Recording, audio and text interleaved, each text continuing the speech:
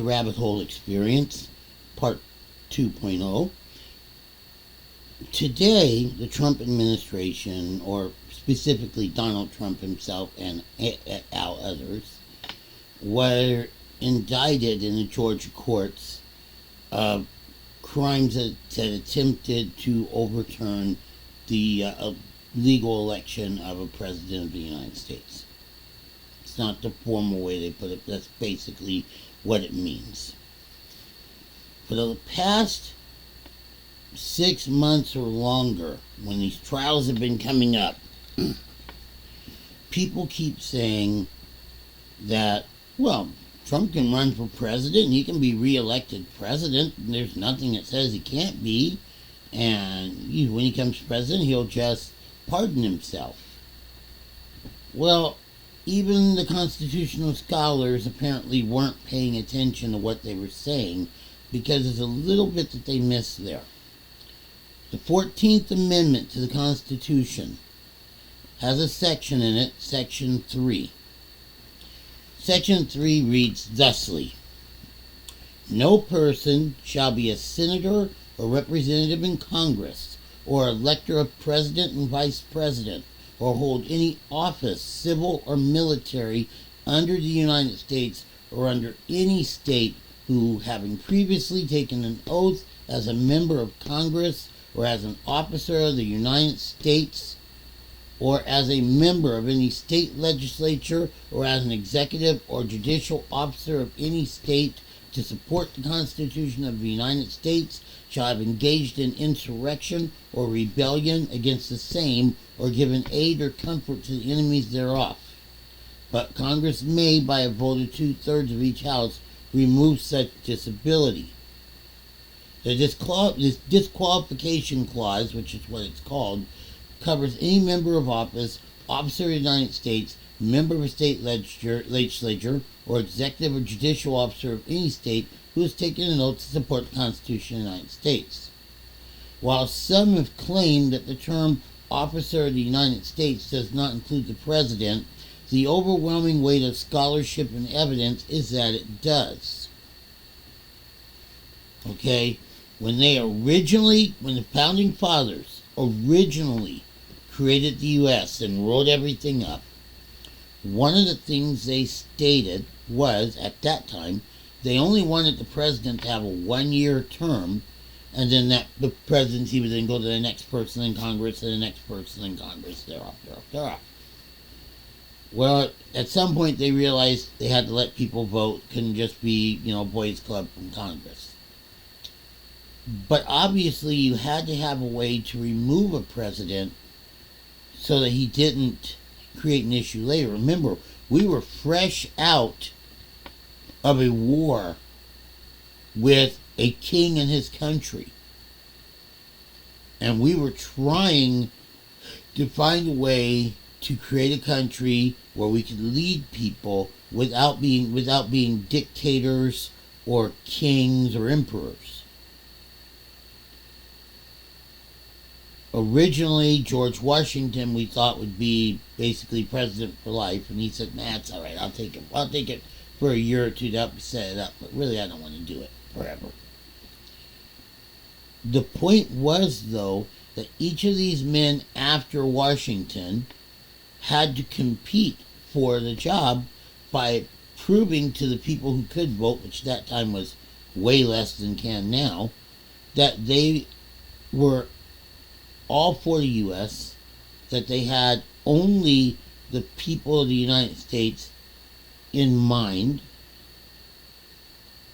and that they were only interested in them because they wanted to do what was best for them. Unfortunately, in modern day politics, the people holding office have perverted that to mean that whoever has the most money, they'll follow what they want. Donald Trump didn't run for president initially because he really wanted to be president and believed he was the best guy.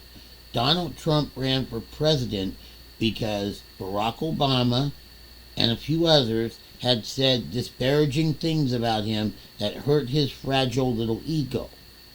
And Donald Trump, whenever you hurt his ego, his response is to attack.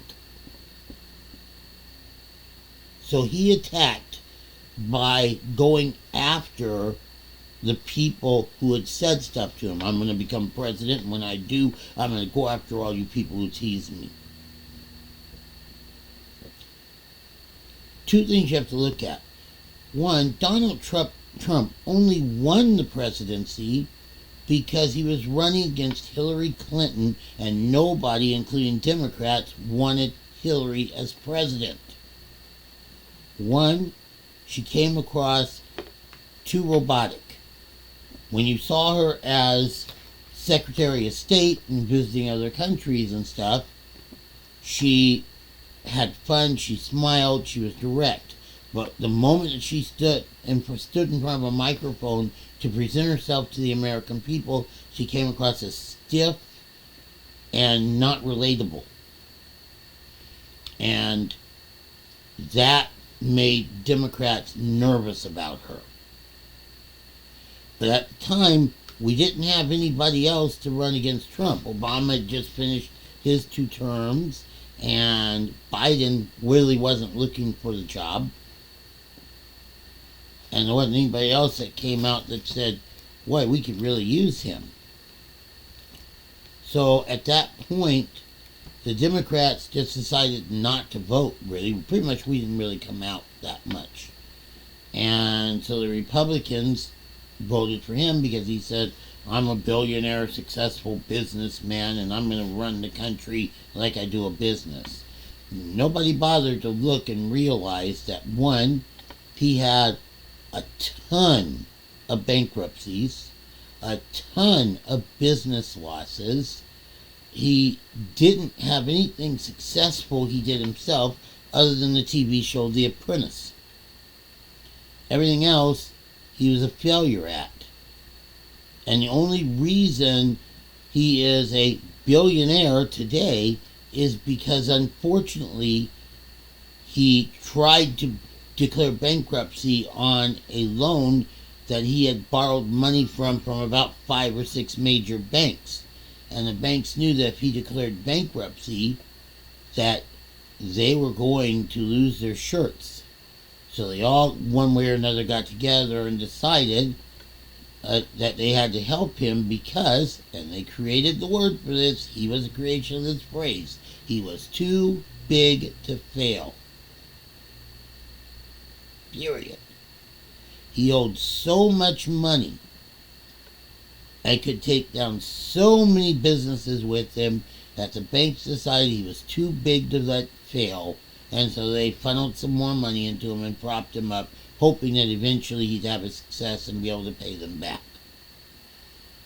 That is why he is considered a great businessman, because he failed up instead of failing down.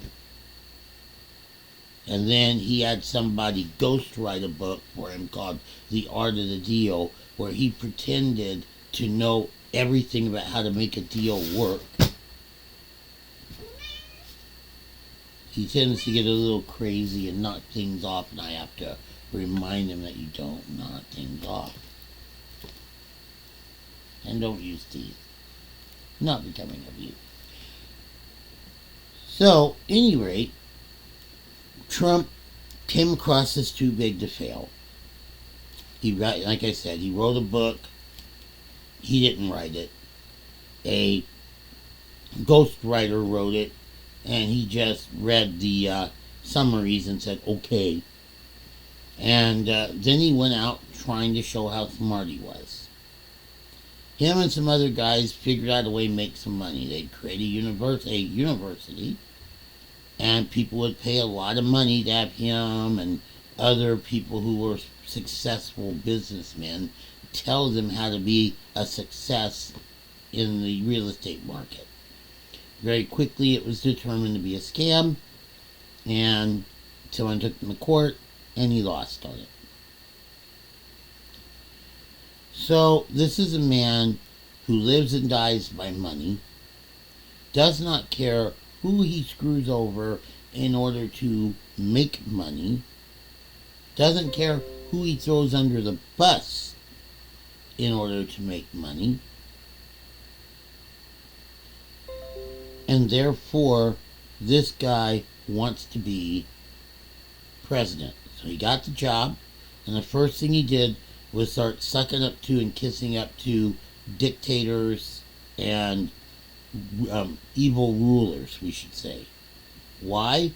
Because one, he'd always envied and looked up to these dictators and people who had total control over their country, and if he said hop, everybody hopped.